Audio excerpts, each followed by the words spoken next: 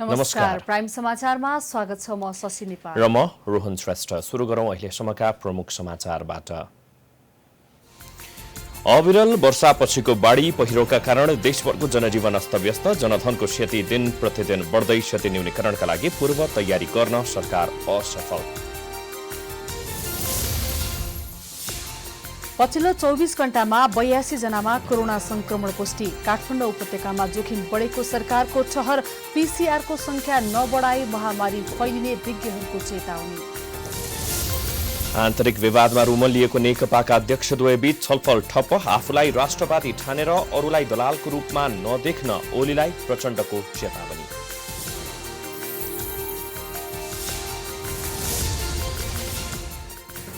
स्वदेशी र विदेशी सञ्चार माध्यमलाई नैतिक दायराभित्र बस्न सरकारको आग्रह। भारतीय सञ्चार माध्यममा नेपालबारे उच्छृङ्खल समाचार प्रसारण भएकोमा भारतलाई प्रोटेस्ट नोट।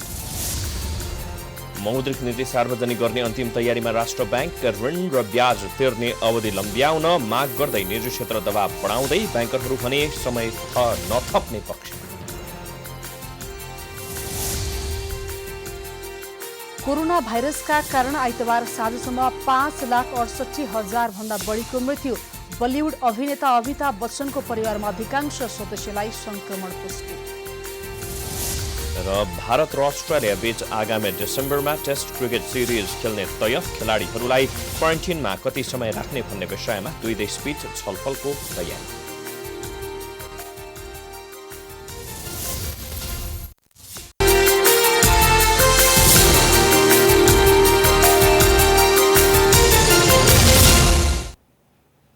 अब समाचार विस्तारमा। अविरल वर्षा र बाढी पहिरोका कारण देशभरको जनजीवन प्रभावित भएको छ। सङ्खुवासभा, जाजरकोट, महोत्तरी, रौतहट, सप्तरी, बारा, पर्सा लगायतका जिल्लामा बाढी पहिरोको प्रभाव धेरै देखिएको छ। सङ्खुवासभाको सिचिलोङ गाउँपालिका एक सिसुवा खोलामा पहिरोले 8 घर बगाएको छ भने 11 जना सम्पर्कविहीन भएका छन्। 4 जनालाई स्थानीयवासीले जीवितै उद्धार गरेका छन्। पहिरोले गाउँ नै बगाउन थालेपछि जाजरकोटको बारेकोटका 500 भन्दा बढी घर परिवार विस्थापित भएका छन्। घर नजिकैबाट पहिरो जान थालेपछि बारेकोट 4, जिरीका 32 घर, गोठगाउँका 8 घर, मैना गाउँका 50 भन्दा बढी घर परिवार विस्थापित भएको प्रहरीले जनाएको छ। विस्थापित परिवारलाई हिमालय आधारभूत विद्यालय गोठगाउँ र भगवती आधारभूत विद्यालय जिरीमा राखिएको छ। अविरल वर्षाका कारण तराईका जिल्ला डुबानमा परेका छन्। महोत्तरी, रौतहट, सप्तरी, बारा, पर्सा लगायत प्रदेश 2 का सबै जिल्लाका सदरमुकाम र ग्रामीण बस्ती डुबानमा परेका छन्। लगातारको वर्षा र ढलको उचित निकास नहुँदा मुख्य सडकमै पानी जमेको छ। सडकमै पानी आएपछि सर्वसाधारणलाई आवत जावतमा समस्या भएको छ।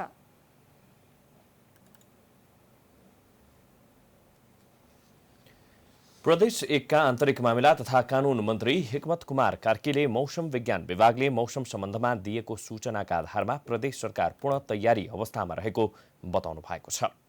विराटनगरमा आइतबार बसेको प्रदेशसभा बैठकमा बाढी पहिरोको क्षति न्यूनीकरण र तयारीका बारेमा जानकारी गराउँदै मन्त्री कार्कीले असार 24 गतेदेखि परेको अविरल वर्षाबाट जनधनको क्षति हुन नदिन प्रदेशका 14 वटै जिल्लाका प्रमुख जिल्लाधिकारी, नेपाली सेना र नेपाल प्रहरीलाई सतर्क भएर बस्न निर्देशन दिइसकेको जानकारी दिनुभयो। आइतबार बिहान सङ्खुवासभाको सिलिचोङ गाउँपालिकामा पहिरो परेर पूर्ण रूपमा क्षतिमा भएका 9 घर परिवारलाई उद्धार तथा राहतका लागि सुरक्षा टोली परिचालन गरिसकेको उहाँले बताउनुभयो। उहाँले घटनाका सम्बन्धमा थप सूचना सङ्कलन भइरहेको र 1 जनाको उद्धारका क्रममा मृत्यु भई 11 जना बेपत्ता रहेको बताउनुभयो। मन्त्री कार्कीले सुनसरी, मोरङ, झापा, भोजपुर, ओखलढुङ्गा लगायतका जिल्लाका बाढी र पहिरोका कारण जोखिममा परेका विवरण प्रस्तुत गर्दै बाढी र पहिरोमा परेर मृत्यु भएकाको परिवारलाई प्रदेश सरकारले उचित क्षतिपूर्ति दिने पनि बताउनु भयो। प्रदेश सरकारका तर्फबाट हामीले सबै जिल्ला प्रशासन कार्यालय र हाम्रा नेपाली सेना, नेपाल प्रहरी, सशस्त्र प्रहरी बल र स्थानीय सरकारहरूलाई उक्त सूचना उपलब्ध गराउँदै आवश्यक पूर्व तयारीका सन्दर्भमा हामीले निर्देशन दिएका थियौं। सोही मुताबिक धेरै ठाउँहरूमा पूर्व सूचना पाएर क्षति विवरण कम हुने र मानवीय क्षति कम हुने कुरा भएको छ। बैठकमा प्रदेश औद्योगिक व्यवसायका सम्बन्धमा व्यवस्था गर्न बनेको विधेयकमाथि दफावार छलफलका लागि विषय समितिमा पठाइयोस् भन्ने प्रस्ताव सर्वसम्मतिले पारित भएको छ।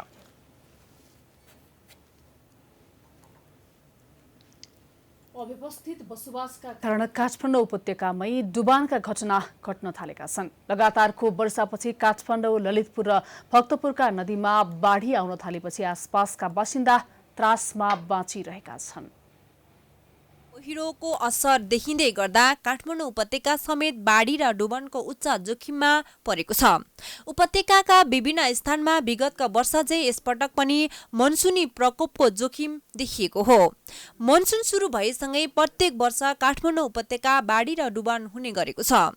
आवश्यक सावधानी नअपनाउँदा यसपटक पनि उपत्यकामा खोला, खोल्सा, नदीजन्य तटीय क्षेत्रमा ठूलो क्षति हुने देखिएको हो।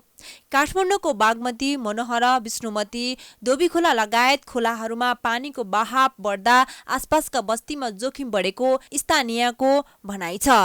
तल चाहिँ अलिअलि पस्यो। यसपालि त अब पानी आइरहेछ, के हुन्छ अब पर्खाल पनि होचो छ। यहाँ उता पारीको जस्तो अल्को छैन, पारी चाहिँ अल्को छ। अब के गर्नु, त्यहाँ पर्खाल लगाइदिए हुन्थ्यो।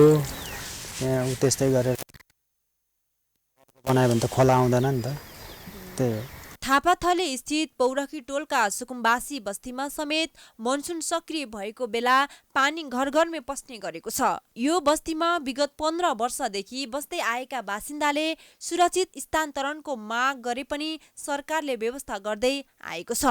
खै अब सुरक्षा त अब के होला भने के होइन भने अब बाढी अलि बढेर आयो भने अब सबै लिएर जाने होला, के सुरक्षा भन्नु होला यस्तो। थापाथली स्थित पौरखी टोलका सुकुम्बासी बस्ती खोलाको किनारामा 156 घरमा 1200 जना मानिसहरू बसेका छन्। यिनीहरूको बस्तीमा मनसुन सुरु भएसँगै घरमा पानी पस्ने गरेको छ। असर त जहिले नै परिरहेको हुन्छ नि। यहाँ बर्खामा त अब चाहिँ भेला आउँछ नि, यहाँ अब चाहिँ घरमै पानी पस्छ नि। यहाँ मान्छेलाई अब चाहिँ एकदम गाह्रो छ।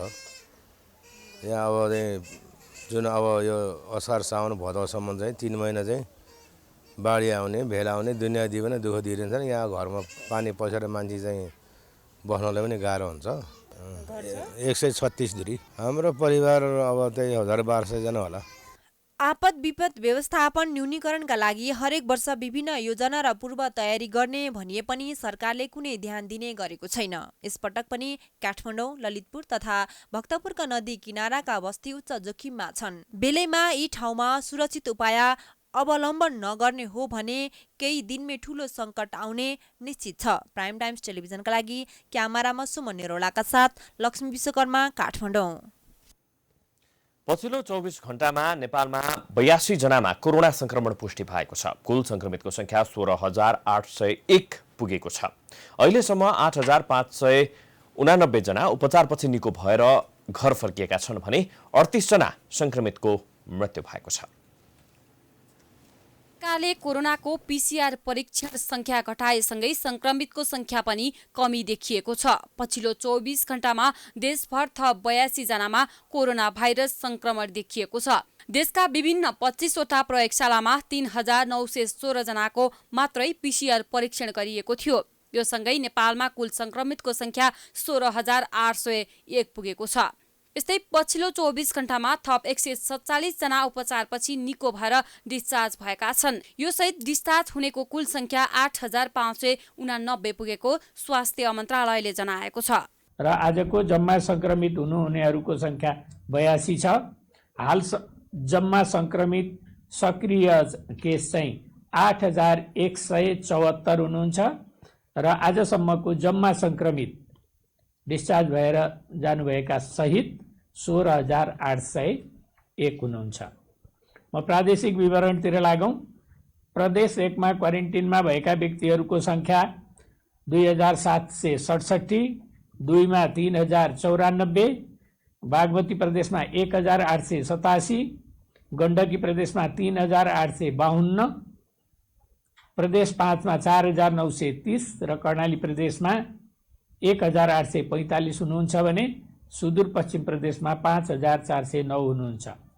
पछिल्ला दिनमा काठमाडौँ उपत्यकामा संक्रमितको संख्या बढिरहेको छ। बाहिरी जिल्लामा संक्रमण घट्दै गए पनि उपत्यकामा बढ्नुले खतरा देखिएको सरकारको ठहर छ। उपत्यकामा समुदायमा कोरोना फैलिएको छ या छैन भने यकिन गर्न काठमाडौँ उपत्यकाका 12 स्थानबाट 3000 जनाको स्वाब परीक्षण गरिएकोमा 3 जनाको संक्रमण देखिएको थियो। अहिलेसम्म काठमाडौँ उपत्यकाका 3 जिल्लामा 347 जनामा कोरोना संक्रमण पुष्टि भएको छ। बाहिर जिल्लाहरूमा संक्रमितहरूको संख्या कम भएको, तर काठमाडौँमा आएर काठमाडौँ उपत्यकाका 3 जिल्लामा संक्रमितहरूको संख्या बढी भएर अहिलेसम्ममा 347 जनामा संक्रमण भएको देखिन्छ।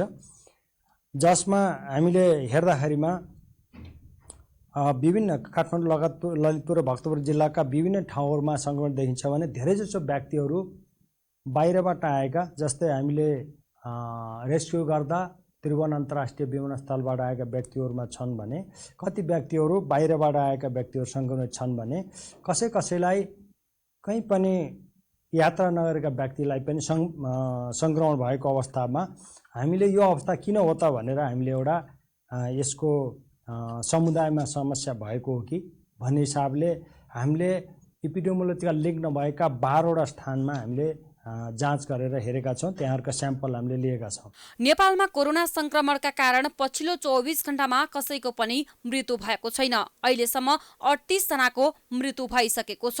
मृतक मध्ये 24 जना दीर्घरोगी रहेको र यी मध्ये अधिकांश 50 वर्ष माथिको रहेको मन्त्रालयले जनाएको छ।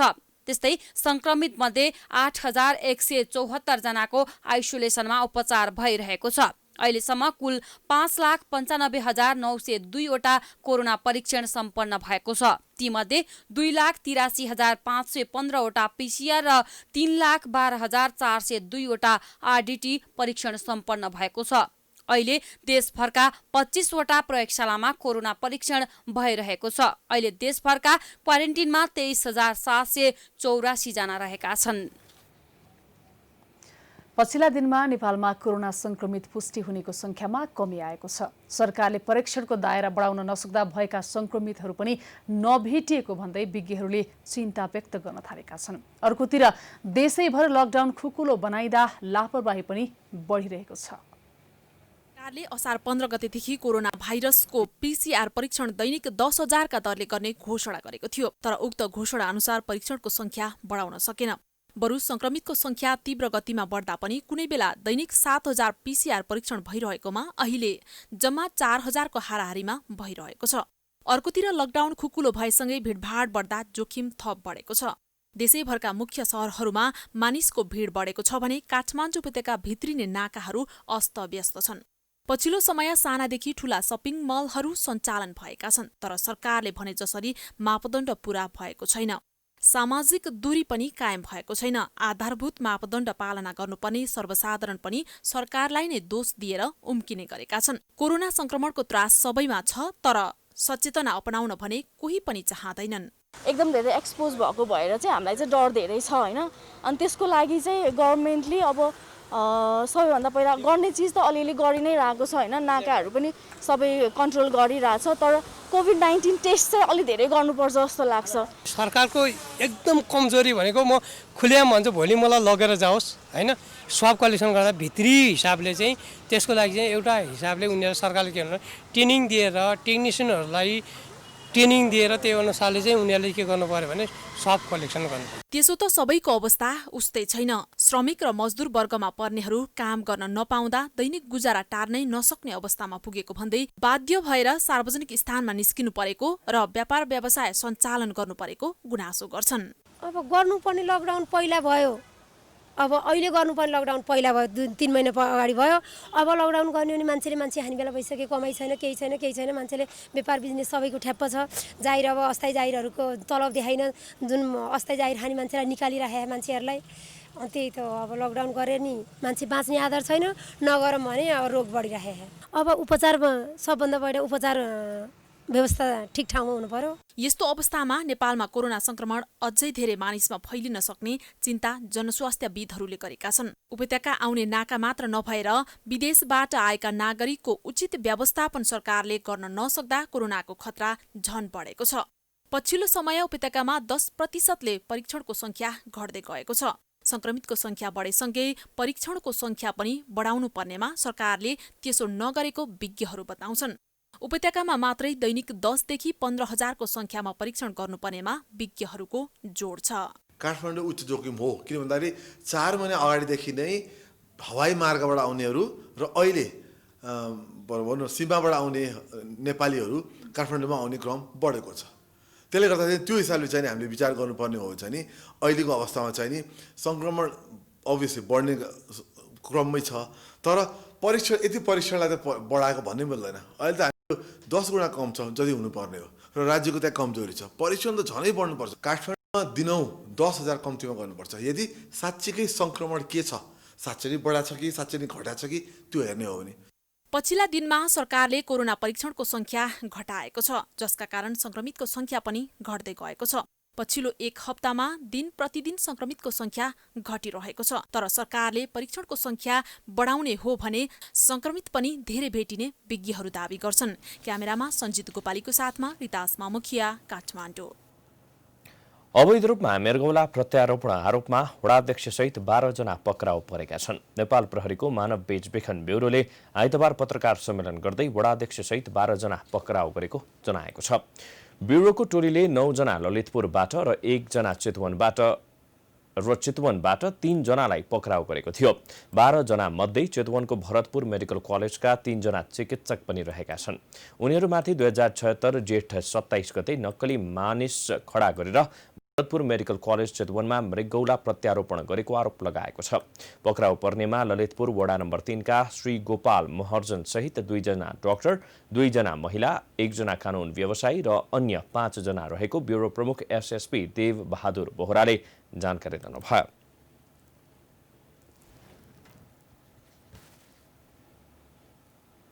एकजना वडाध्यक्ष सहित 12 जना पक्राउ पर्नु भएको छ र अहिले उहाँहरूलाई चाहिँ अदालतमा कानुनी प्रोसेसको लागि हामीले पठाएका छौँ। अब यसको सम्बन्धमा तपाईहरुले अरु जानकारी पनि पाइसक्नु भएको छ।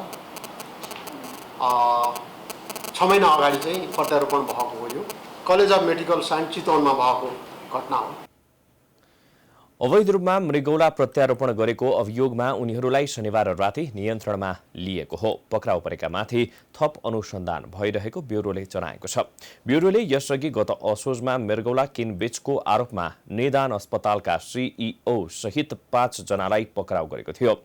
नक्कली आफन्त खडा गरेर मृगौला किनबेच गरेको अनुसन्धानबाट खुलेको थियो। समाचारको सिलसिला जारी छ। हामी विश्रामपछि आउँछौं।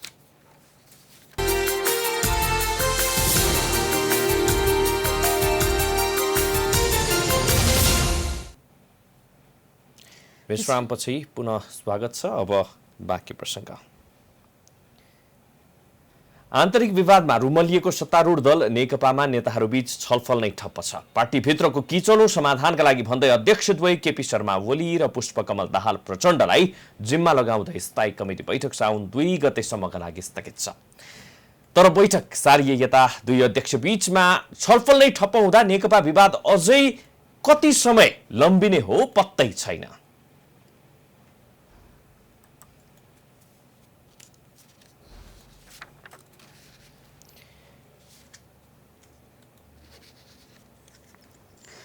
सरकारका प्रवक्ता सञ्चार तथा सूचना प्रविधि मन्त्री डाक्टर युवराज खतिवड़ाले स्वदेशी र विदेशी सञ्चार माध्यम नैतिक दायराभित्र बस्नुपर्ने बताउनु भएको छ। आइतबार सिंहदरबारमा Nepal media society broadcasting association of Nepal वान लगायतले बुझाएको ज्ञापन पत्र बुझ्दै उहाँले अपमानित ढंगबाट कुनै पनि मिडिया जान नहुने पनि बताउनुभयो। कुनै दुर्भाव फैलाउने गरी, चरित्र हत्या गर्ने गरी, मान मर्यादालाई नै आँच पुर्याउने गरी, प्रतिष्ठा घटाउने गरी गरेका सञ्चार माध्यमका समाचार विश्लेषणहरूको भत्सना गरेको उहाँले बताउनुभयो। राष्ट्र तथा राष्ट्रियता, सार्वभौमिकता र नेपालीका स्वाभिमानमा आँच पुर्याउने समाचारहरू सम्प्रेषण नगर्न पनि उहाँले अनुरोध गर्नुभयो। एक किसिमले भन्ने हो भने दुराशयपूर्ण किसिमका समाचारहरू जो सम्प्रेषण गरे, यसबारेमा सञ्चार तथा सूचना प्रविधि मन्त्रालयले विज्ञप्ति नै जारी गरिसकेको छ। म फेरि आज दोहोऱ्याउँछु, कुनै पनि सञ्चार माध्यमले मिडिया एथिक्स भनेर तपाईँहरूले सबैले पढ्नु भएको छ।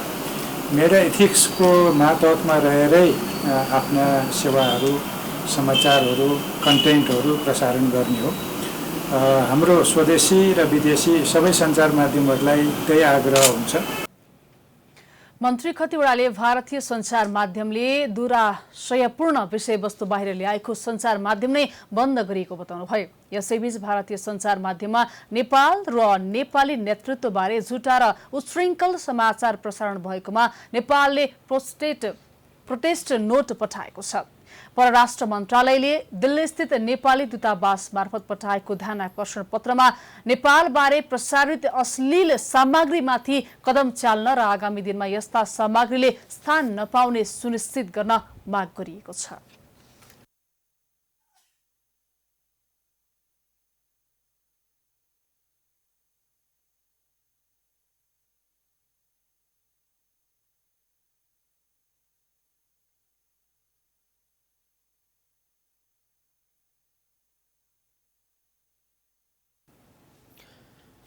पछिल्लो समय नेपाल आयल निगमले पटक पटक पेट्रोलियम पदार्थको मूल्य बढाएको छ। निगम घाटामा गएको भन्दै मूल्य बढाइएको हो। पछिल्लो पटक शुक्रबार पनि मूल्य बढाइएपछि विद्यार्थी संगठनहरू आन्दोलनमा उत्रिएका छन्। आयल निगमले गत असार 16 गते रातिदेखि लागू हुने गरी पेट्रोलमा प्रति लिटर 5 रुपैयाँ तथा डिजेल र मट्टीतेलमा प्रति लिटर 2 रुपैयाँ मूल्य वृद्धि गरेको थियो। 10 दिनपछि अर्थात् गत शुक्रबार रातिदेखि लागू हुने गरी पेट्रोल, डिजेल र मट्टीतेलमा प्रति लिटर 1 रुपैयाँको दरले मूल्य बढायो। भारतबाट आयात हुने भएकोले भारतीय आयल निगमले 15 दिनमा पठाएको मूल्य अनुसार नेपाल आयल निगमले मूल्य समायोजन गर्दै आएको थियो, जसलाई स्वचालित मूल्य प्रणाली पनि भन्ने गरिन्छ। तर पटक पटक निगमले 10 दिनपछि नै मूल्य बढायो। नयाँ मूल्य लागू भएपछि प्रति लिटर पेट्रोलमा 102 रुपैयाँ, डिजेलमा 88 र मट्टीतेलमा 88 रुपैयाँ कायम भएको छ। अन्तर्राष्ट्रिय बजारमा इन्धनको मूल्य बढेको बहानामा निगमले मूल्य बढाएपछि विद्यार्थी संगठनहरू आन्दोलनमा उत्रिएका छन्। प्रमुख प्रतिपक्षी दल नेपाली कांग्रेसको भातृ संगठन नेपाल विद्यार्थी संघले आइतबार निगम अगाडि पुगेर आन्दोलन गरेको छ। पछिल्लो पटक बढाइएको मूल्य फिर्ता गर्न माग गर्दै नेवी संघ सडकमा उत्रिएको हो। कोरोना महामारीको संकट खेपिरहेका जनतालाई निगमले गैर जिम्मेवारीपूर्ण तरिकाले इन्धनको मूल्य बढाएर अन्याय गरेको नेवी संघको आरोप छ। सरकार झन्झन महँगीको बोझ बढाउने गरी यसरी दिनौं चाहिँ बारम्बार एकचोटिमा होइन पेट्रोल पदार्थको हप्ता 10 दिनमा अब गरेर नेपाली जनताको ढाड भाँच्न लागेको छ। यसैको खिलाफमा हामी सडकमा आएका हौं। पटक भन्दा पनि नेपाल आयल निगमले कानमा तेल हालेर बसेको भएर हामीले अब जनताको यस्तो अवस्थामा पनि जनतालाई राहत होस्, मूल्यवृद्धि फिर्ता नगरेसम्म चाहिँ हामीले आन्दोलन विभिन्न ठाउँमा हामीले आन्दोलन जारी राख्नेछौँ। उता आयल निगमले भने घाटा बेहोर्न नसक्ने भन्दै मूल्य वृद्धि गर्नुको विकल्प नभएको जवाफ दिएको छ। 10 दिनको अवधिमा 2 पटक मूल्य बढाएको निगमले स्वचालित प्रणाली अनुसार नै मूल्य समायोजन गरेको जवाफ दिएको छ। अझ निगमले त उपभोक्तालाई परेको मर्काको व्यवस्था गर्दै आफ्नै घाटाको हिसाब देखाएर पन्छिने गरेको छ। 15 दिनको अवधिमा करिब 3 करोड रुपियाँ चाहिँ हामीलाई पेट्रोलमा घाटा हुने हामीले देखेको छौँ, हैन? अनुमानित घाटा हो यो। र 5 करोड 75 लाख जति चाहिँ डिजलमा घाटा हुने हामीले देखेको छौँ, हाम्रो अनुमान छ। त्यस्तै गरी चाहिँ हाम्रो यो अहिले करिब एलपीजीमा चाहिँ 50 रुपियाँ जति एउटा सिलिन्डरमा नाफा भएको कारणले 5 करोड 28 लाख रुपियाँ चाहिँ हामीलाई एलपीजीमा चाहिँ नाफा हुने भएको कारणले गर्दाखेरि यो नाफा यो घाटा चाहिँ हाम्रो 50 लाख मात्र। निगमले मूल्य बढाउने र विद्यार्थी संगठनहरूले विरोध गर्ने प्रविधि पुरानै हो। विद्यार्थी संगठनलाई सडकमा उपस्थित देखाउने बहाना एकातिर छ भने निगमलाई नाफा कमाउने बाटो, अनि सरकार चाहिँ मूक दर्शक। न विद्यार्थी आन्दोलन सफल हुन्छ न बढेको मूल्य घटिन्छ। उपभोक्ता भने निरीह भएर जतिपटक मूल्य बढाए पनि तिर्न बाध्य छन्। आन्तरिक विवादमा रुमलिएको सत्तारूढ दल नेकपामा नेताहरूबीच छलफल नै ठप्प छ। पार्टीभित्रको किचलो समाधानका लागि भन्दै अध्यक्षद्वय केपी शर्मा ओली र पुष्पकमल दाहाल प्रचण्डलाई जिम्मा लगाउँदै स्थायी कमिटी बैठक साउन 2 गतेसम्मका लागि स्थगित छ। तर बैठक सारिए यता दुई अध्यक्षको बीचमा छलफल नै ठप्प हुँदा नेकपा विवाद अझै कति समय लम्बिने हो पत्तै छैन। भित्रको विवाद चरम उत्कर्षमा पुगेका बेला चिनिया राजदूत हौ एनसीको राजनीतिक भेटघाटले तीव्रता पायो। शुक्रबार बोलाइएको स्थायी कमिटी बैठक अध्यक्षद्वय ओली र प्रचण्डले थप छलफल गर्नुपर्ने भन्दै एक साता अर्थात् साउन 2 गतेसम्म स्थगित गरियो। अध्यक्षद्वय बीच पछिल्लो असार 25 को छलफलमा के कुरा भयो भन्ने बाहिर आएको छैन। दुई अध्यक्ष मात्रै होइन, दोस्रो तहका नेताहरूको समेत आरोप प्रत्यारोप कम भएको छ। यसलाई सबैले चिनिया राजदूतको सक्रियता नै भनेका छन्। तर छलफललाई थाती राख्दै कार्यकारी अध्यक्ष प्रचण्ड चितवन पुगेका छन्। उनी चितवन पुगेर 2 दिनमा दिएका अभिव्यक्ति नै फरक फरक आएका छन्। शनिबार पार्टीमा विवाद ल्याउन केही खेमा ओली र आफूलाई कुरा लागिरहेको बताएका प्रचण्डले आइतबार भने पार्टीमा कोही दलाल र कोही राष्ट्रवादी नभएको जिकिर गरे।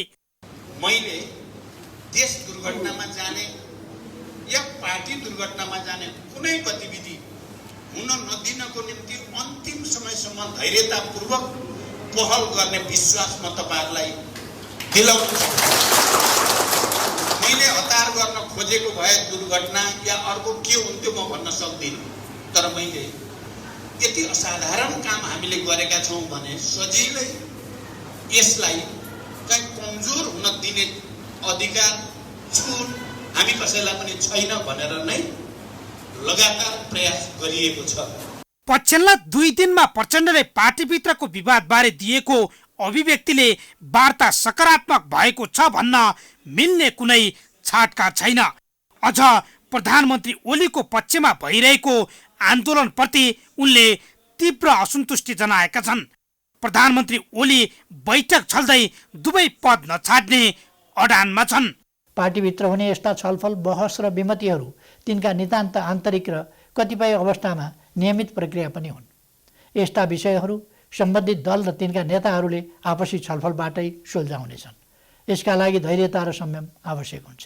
अध्यक्ष बीच नै छलफल ठप्प भएपछि अब साउन 2 को स्थायी कमिटी बैठक पनि बस्छ या बस्दैन अनिश्चित छ। अझ प्रधानमन्त्री ओलीलाई साथ दिँदै आएका उपप्रधान तथा रक्षा मन्त्री ईश्वर पोखरेलले केही नेताहरूको छलफलले केही फरक नपार्ने भन्दै ओली दुवै पदमा रहने जिकिर गरेका छन्। केपी ओली प्रधानमन्त्री पनि रहनुहुन्छ, केपी ओली पार्टी अध्यक्ष पनि हुनुहुन्छ। पार्टी फुटायो भने प्रचण्ड माधव नेपालले त्यतिखेर प्रधानमन्त्री एउटा पद छोड्नु भएन। म भन्दैछु पार्टी फुटाएर यो दुर्भाग्य निम्त्याउने बुद्धिहीन काम हामी मध्ये कसैले पनि गर्दैनौँ, कसैले पनि अगुवाई गर्दैनौँ। यसमा प्रश्न भन्न सकिन्छ दुईजना अध्यक्षका बीचमा पटक पटक वार्ता भए पनि सहमति जुट्न नसक्दा स्थायी कमिटीको बैठक पनि पटक पटक सरेको हो। सहमति ओली र प्रचण्डको मात्र होइन, माधव कुमार नेपाल, झलनाथ खनाल, वामदेव गौतमसँग पनि हुनु जरुरी छ। उनीहरू सबै बीच एक खालको सहमति नभएसम्म नेकपाको विवाद यसै मिल्ने देखिँदैन। कोरोनाको विश्वव्यापी महामारीले नेपालको व्यापार, व्यवसाय तथा अर्थतन्त्रमा निकै ठूलो असर पारेको छ। होटल, रेस्टुरेन्ट र पर्यटन क्षेत्र लामो समयदेखि ठप्प हुँदा 10 अर्ब बढी लगानी रहेको होटल तथा पर्यटन क्षेत्रका 10 लाखको रोजगारी पनि यति बेला सङ्कटमा परेको छ। प्रभावित भएको क्षेत्र मध्येको एक हो होटल तथा पर्यटन। 10 खर्ब बढी लगानी रहेको नेपालको पर्यटन क्षेत्रले कोरोनाका कारण 35 अर्ब रुपियाँ बराबरको नोक्सानी बेहोरिसकेको छ। साउन 7 गतेसम्म राष्ट्रिय तथा अन्तर्राष्ट्रिय उडानहरू र सार्वजनिक तथा पर्यटकीय यातायातका साधनहरू बन्द रहने समयसम्म थप 7 अर्ब नोक्सानी थपिने आकलन गरिँदैछ। होटल एसोसिएसन नेपाल हानका अनुसार होटल क्षेत्रमा मात्रै 3 खर्ब रुपियाँ भन्दा बढी लगानी भएको छ। नयाँ होटल मार्फत 57 अर्ब लगानी थपिएकोमा कोरोना महामारीले लगानीकर्तामाथि नै जोखिम थपिदिएको छ। अब अहिले त अब जुन किसिमको चहल पहल हुन्थ्यो यो इन्डस्ट्रीमा अहिले देख्दाखेरि त मलाई त तपाईँ भन्नुहुन्छ भने आँखाबाट आँसु आउँछ किनभने यति ठप्प छ एउटा मुभमेन्ट छैन एउटा 1 रुपियाँको इन्कम छैन त्यस्तो परिस्थिति छ अहिले जुन हामीले सोचेको थिएनौँ कसरी अगाडि जाने भन्ने नै धेरै ठुलो चिन्ताको विषय देख्छु म नेपालमा पर्यटन विभाग होटल एसोसिएसन अफ नेपाल हान र restaurant and bar association of Nepal रेबानमा दर्ता भएका साना ठुला होटल रेस्टुरेन्टको संख्या नै 3300 भन्दा धेरै छ। कोरोना महामारीका कारण विगत 4 महिनादेखि होटल तथा रेस्टुरेन्ट बन्द रहँदा लगानी डुब्ने जोखिम मात्रै बढेको छैन, होटल तथा रेस्टुरेन्टमा आश्रित रहेका झन्डै 11 देखि 13 लाख श्रमिक तथा उनीहरूका आश्रित परिवार मारमा परेका छन्। 3500 वटा रेस्टुरेन्ट चाहिँ नि आधिकारिक रूपमा दर्ता छन्। है आधिकारिक रूपमा दर्ता हुँदाखेरि पनि सबै पर्यटन उद्योगकै रूपमा दर्ता छैनन्। है अधिकांश मध्ये मेरो विचारमा 30-35% पर्यटन उद्योगमा दर्ता छन् भने अरू चाहिँ नि अब नगरपालिकामा कुनै स्थानीय निकायहरूमा त्यसरी दर्ता भएर अहिले गरिरहेको छ। यो कोभिडले गर्दाखेरि कस्तो भने यो अहिले जुन यता तारे होटलमा सञ्चालित 12 बढी क्यासिनो समेत कोरोना महामारीका कारण बन्द छन्। यसरी बन्द भएको तारे होटल र क्यासिनोमा आश्रित लाखौं श्रमिक बिचल्नीमा परेका छन्। व्यवसायमा लगानी बचाउने चिन्ता थपिँदा रोजगारी खोसिने चिन्तामा श्रमिकहरू छन्। पहिल्यै हामीले 5 करोड 6 करोड चाहिँ रोयल्टी तिर्छौँ। ग्राहकले मुनाफा कमाएको चाहिँ 25% चाहिँ छुट्याएर राज्यलाई दिलाउने दिने कम्पनी भनेको नि क्यासिनो होला। ती हिसाबले यति ठुलो कम्पनी ताकि एउटा क्यासिनो मेरो क्यासिनो यहाँ हाम्रो क्यासिनो मात्रै 500 जना स्टाफ छ। 500 जनाको पछाडि त 2500 जना परिवार छ। 2500 जना परिवार यो क्यासिनोले पाल्नु भनेको राज्यलाई ठुलो सहयोग हो।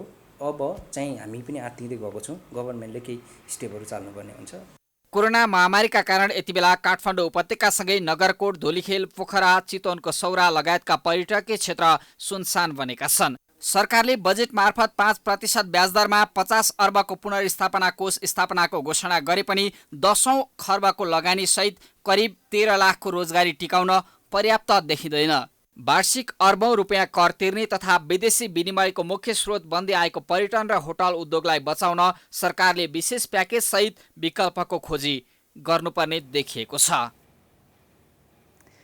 यातायात व्यवसायी र मजदुरहरूले अहिलेको अवस्थामा सवारी सञ्चालन गर्न नसकिने स्पष्ट पारेका छन्। आइतबार भौतिक पूर्वाधार तथा यातायात मन्त्री वसन्त कुमार नेम्बाङसँग सिंहदरबारमा छलफल गर्दै नेपाल यातायात व्यवसायी महासंघ 3वटा मजदुर संघले यातायात सञ्चालनका लागि सहज वातावरण नभएको भन्दै अहिलेको अवस्थामा सवारी सञ्चालन गर्न नसकिने स्पष्ट पारेका हुन्। उनीहरूले यातायात व्यवसायीको समस्या सरकारले सम्बोधन गर्नुपर्ने, बैंकमा ऋण तिर्न नसक्ने अवस्था रहेकाको कर्जामा सरकारले विचार गर्नुपर्ने लगायतका विषय सम्बोधन हुनुपर्ने बताएका छन्।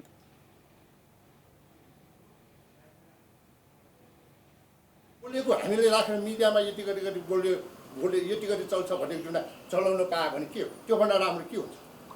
हजुरले बोल्ने, हामी साथी बोल्ने। त्यसको लागि त पूर्व तयार हुनुपर्ने।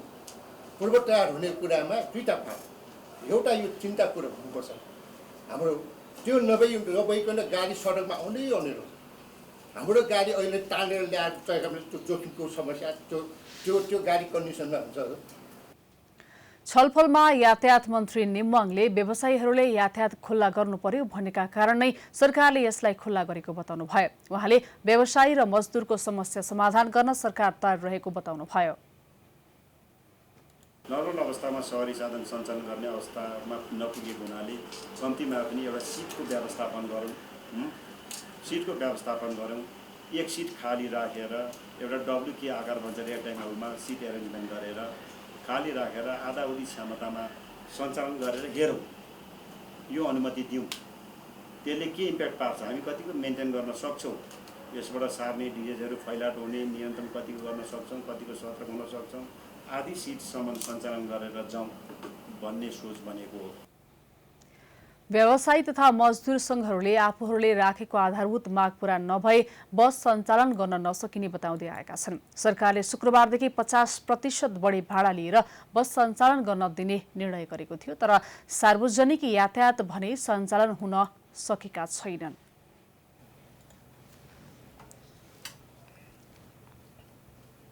समाचारको सिलसिला जारी छ। हामी विश्रामपछि आउँछौँ। विश्राम अघि प्रमुख समाचार। अविरल वर्षापछिको बाढी पहिरोका कारण देशभरको जनजीवन अस्तव्यस्त, जनधनको क्षति दिन प्रतिदिन बढ्दै, क्षति न्यूनीकरणका लागि पूर्व तयारी गर्न सरकार असफल। पछिल्लो 24 घण्टामा 82 जनामा कोरोना संक्रमण पुष्टि। काठमाडौँ उपत्यकामा जोखिम बढेको सरकारको ठहर।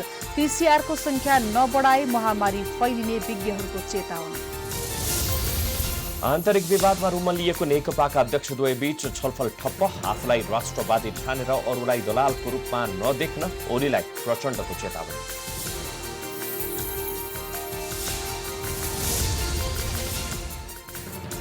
स्वदेशी र विदेशी सञ्चार माध्यमलाई नैतिक दायराभित्र बस्न सरकारको आग्रह।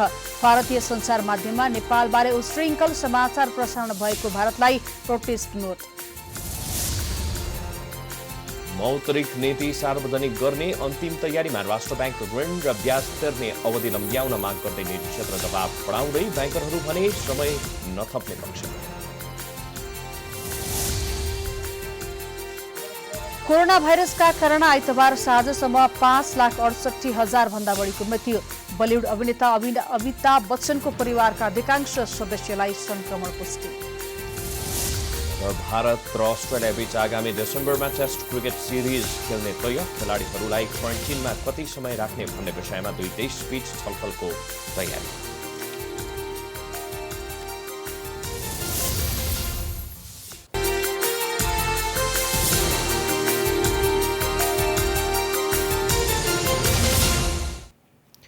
विश्रामपछि पुनः स्वागत छ। अब आर्थिक समाचार।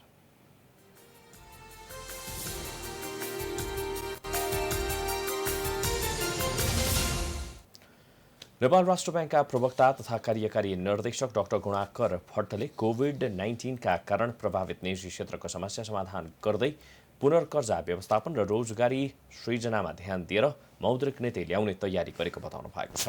आइतबार पर्स क्लब नेपालले आयोजना गरेको साक्षात्कारमा बोल्दै प्रवक्ता भट्टले अहिलेसम्म सबै क्षेत्रका विज्ञहरूको सुझाव लिने काम भइसकेको बताउनु भयो। कोभिड-19 का कारण आर्थिक वृद्धि दरको गतिमा ब्रेक लागेको र आपूर्ति श्रृङ्खला समेत अवरुद्ध भइरहेको परिस्थिति सुनाउँदै उहाँले अब आउने मौद्रिक नीतिले आर्थिक पुनरुत्थान गर्ने विश्वास दिलाउनु भयो।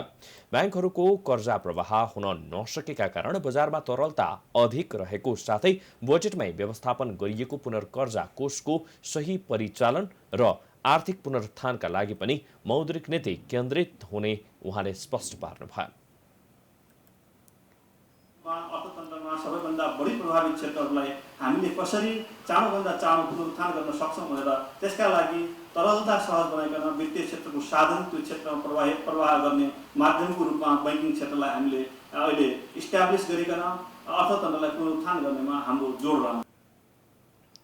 कार्यक्रममा नेपाल उद्योग वाणिज्य महासङ्घका वरिष्ठ उपाध्यक्ष शेखर गोल्छाले यो वर्षको मौद्रिक नीति बजेट जत्तिकै महत्त्वपूर्ण भएकोले सबैको यसमा चासो रहेकोले सबै क्षेत्रलाई राहत मिल्ने गरी मौद्रिक नीति आउनुपर्नेमा जोड दिनुभयो। केही साथीहरूले ल यिनीहरूले अब यो मौका छापेर हेरेर अब तिर्न चाहेका छैनन् भनेर सोचिरहेका होला, तर त्यस्तो होइन। नेपालको निजी क्षेत्र कर्जा लिएपछि तिर्न चाहन्छ। त्यसको प्रमाण के हो भने नेपालको एनपिए सायद वर्ल्डमै सबैभन्दा कम रहेको छ। हामी कर्जा लिएपछि तिर्न चाहन्छौँ। हामीले केही समय यो समय जुन एउटा कठिन समय छ त्यसलाई पार गर्नको लागि केही समय मात्रै मागिरहेका छौँ। नेपाल ब्याङ्कर्स एसोसिएसनका पूर्व अध्यक्ष ज्ञानेन्द्र ढुङ्गानाले यो वर्षको बजेटमा आम जनताले अधिकतम राहतको आशा राखेको भए पनि केही राहत आएको तर जनताका अपेक्षा पूरा नभएको स्पष्ट पार्नुभयो। बजेट मार्फत होस् या मोनेटरी पोलिसी मार्फत केही सहुलियतका सुविधाहरू दिनुपर्छ। रिफाइनेन्सिङमा पक्कै पनि 5% कर्जा उपलब्ध हुन्छ, तर रिफाइनेन्सको पनि आफ्नै सीमित 150 अरबको सीमित फन्ड छ। यसले हाम्रो टोटल बजारमा त 3000 अरबभन्दा बढीको कर्जा छ। सम्पूर्ण ऋण या कर्जावालालाई यसले समेट्न सक्दैन। साना तथा मझौला उद्योग, किसान अथवा बेरोजगारहरूले बढीभन्दा बढी यसको सदुपयोग गर्न पाउने गरी मद्दत नीति आओस् भन्ने चाहन्छु। नेपाल चेम्बर अफ कमर्सका वरिष्ठ उपाध्यक्ष राजेन्द्र मल्लले अहिले राष्ट्र विषम परिस्थितिबाट गुज्रिरहेकोले राष्ट्र ब्याङ्कले ल्याउने मौद्रिक नीति विगतभन्दा फरक आउनुपर्नेमा जोड दिनुभयो। हामीले चाहिँ एउटा लागत घटाउने तर चाहिँ यो स्प्रेड रेटहरू भयो, तपाईँको 4.5% 4.4 राखेको ठाउँमा त्यसलाई चाहिँ 3 सवा 3मा झार्ने होइन। अब गर्नै सक्दैन भने अहिले चाहिँ व्यवसाय गरेर चाहिँ मुलुक चलाउने अवस्थामा मुद्दकीको उसमा पनि तपाईँहरूले समयअनुसार केही घटाएर उद्योग र व्यवसाय फस्टाउनको लागि यतातिर चाहिँ राष्ट्र ब्याङ्कले एड्रेस गर्नुपर्छ। उहाँले आम व्यवसायको लागि मौद्रिक नीतिमा ब्याज दरको कुरा सम्बोधन हुनुपर्ने बताउँदै अहिले राष्ट्र नै विषम परिस्थितिबाट गुज्रिरहेकोले समग्र क्षेत्र एक भएर अघि बढ्नुपर्नेमा जोड दिनुभयो।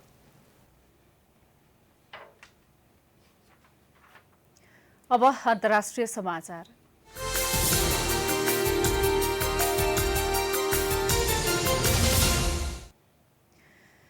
कोरोना भाइरसका कारण आइतबार साँझसम्म 5,68,000 भन्दा बढीको मृत्यु भएको छ। विश्वभर अहिलेसम्म यो भाइरसका कारण 1,28,00,000 भन्दा बढी संक्रमित भएका छन्। संक्रमित मध्ये करिब 75 लाख जना निको भएका छन्। उपचाररत करिब 48 लाख मध्ये 59,000 भन्दा धेरैको अवस्था भने चिन्ताजनक रहेको छ। विश्वभर फैलिएको कोरोनाले सबैभन्दा धेरै अमेरिकाका नागरिकको मृत्यु भएको छ भने संक्रमण पनि अमेरिकामा नै धेरै फैलिएको छ। अमेरिकामा मृतकको संख्या 1,37,000 नागेको छ। त्यहाँ संक्रमितको संख्या 33 लाख भन्दा बढिरहेको छ। त्यसैगरी ब्राजिलमा 71,000 भन्दा बढीको मृत्यु भएको छ भने 18 लाख भन्दा बढी संक्रमित भएका छन्। रुसमा 11,000 भन्दा बढीको मृत्यु भएको छ भने 7,27,000 भन्दा बढी संक्रमित भएका छन्। छिमेकी मुलुक भारतमा पनि मृत्यु हुनेको संख्या 22,000 नागेको छ। त्यहाँ संक्रमितको संख्या 8,53,000 नागेको छ। बलिउड अभिनेता अमिताभ बच्चनको परिवारका अधिकांश सदस्यलाई कोरोना भाइरस संक्रमण पुष्टि भएको छ। शनिबार अभिनेता अमिताभ र उनका छोरा अभिषेक बच्चनलाई कोरोना पोजिटिभ देखिएको थियो। उनीहरू दुवैजना मुम्बईको नानावती अस्पतालमा उपचाररत छन्। आज अभिनेत्री ऐश्वर्या राय बच्चन र उनकी छोरी आराध्यालाई पनि कोरोना पुष्टि भएको हो। अमिताभकी पत्नी जया बच्चनलाई भने कोरोना नेगेटिभ देखिएको छ। बच्चन परिवारका अन्य सदस्य र घरमा काम गर्ने कर्मचारीहरूको पनि परीक्षण प्रक्रिया अगाडि बढाइएको छ।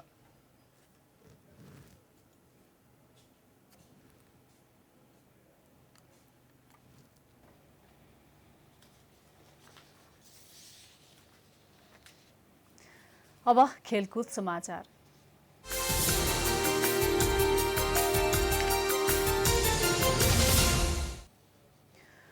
भारतले यस वर्षको अन्तिममा टेस्ट क्रिकेट सिरिज खेल्न अस्ट्रेलिया भ्रमण गर्ने भएको छ। आगामी डिसेम्बरमा भारतले अस्ट्रेलिया भ्रमण गर्ने पक्का भएको हो। भारतीय क्रिकेट नियन्त्रण बोर्ड बीसीसीआईका अध्यक्ष सौरभ गांगुलीले टिमले अस्ट्रेलिया भ्रमण गर्ने पक्का भएको जानकारी दिएका हुन्। भारतीय टिमले अस्ट्रेलिया भ्रमणका बेला अक्टोबरमा 3वटा टी20 सिरिज खेल्नेछ। त्यसपछि टी20 विश्वकप हुने तय भए पनि कोरोनाका कारण टी20 विश्वकप भने स्थगित हुने सम्भावना पनि रहेको छ। त्यसपछि डिसेम्बर जनवरीमा 4 टेस्ट र 3 एक दिवसीय सिरिज पनि भारतले खेल्नेछ। गांगुलीले खेलाडीहरूलाई क्वारेन्टिनमा राख्ने समयका विषयमा अस्ट्रेलिया क्रिकेट बोर्डसँग छलफल गर्नुपर्नेमा जोड दिएका छन्। उनले 14 दिनको साटो कम समय क्वारेन्टिनमा खेलाडीलाई राख्नुपर्ने तर्क गरेका छन्। यो सँगै हामी समाचारको अन्त्यमा आइपुगेका छौं। जाँदा जाँदै प्रमुख समाचार पुनः एकपटक। अविरल वर्षापछिको बाढी पहिरोका कारण देशभरको जनजीवन अस्तव्यस्त। जनधनको क्षति दिन प्रतिदिन बढ्दै, क्षति न्यूनीकरणका लागि पूर्व तयारी गर्न सरकार असफल। पछिल्लो 24 घण्टामा 82 जनामा कोरोना संक्रमण पुष्टि। काठमाडौँ उपत्यकामा जोखिम बढेको सरकारको ठहर। पीसीआरको संख्या नबढाए महामारी फैलिने विज्ञहरूको चेतावनी। आन्तरिक विवादमा रुमलिएको नेकपाका अध्यक्ष द्वय बीच छलफल ठप्प। आफूलाई राष्ट्रवादी ठानेर अरूलाई दलालको रूपमा नदेख्न ओलीलाई प्रचण्डको चेतावनी। स्वदेशी र विदेशी सञ्चार माध्यमलाई नैतिक दायराभित्र बस्न सरकारको आग्रह। भारतीय सञ्चार माध्यममा नेपालबारे उशृङ्खल समाचार प्रसारण भएको भारतलाई प्रोटेस्ट नोट। मौद्रिक नीति सार्वजनिक गर्ने अन्तिम तयारीमा राष्ट्र ब्याङ्क। ऋण र ब्याज तिर्ने अवधि लम्ब्याउन माग गर्दै निजी क्षेत्र दबाव बढाउँदै, ब्याङ्करहरू भने समय नथप्ने पक्षमा।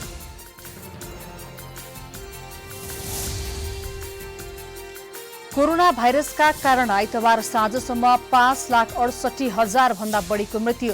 बलिउड अभिनेता अमिताभ बच्चनको परिवारका अधिकांश सदस्यलाई संक्रमण पुष्टि। र भारत र अस्ट्रेलिया बीच आगामी डिसेम्बरमा टेस्ट क्रिकेट सिरिज खेल्ने तय। खेलाडीहरूलाई क्वारेन्टिनमा कति समय राख्ने भन्ने विषयमा दुई देशबीच छलफल तयारी।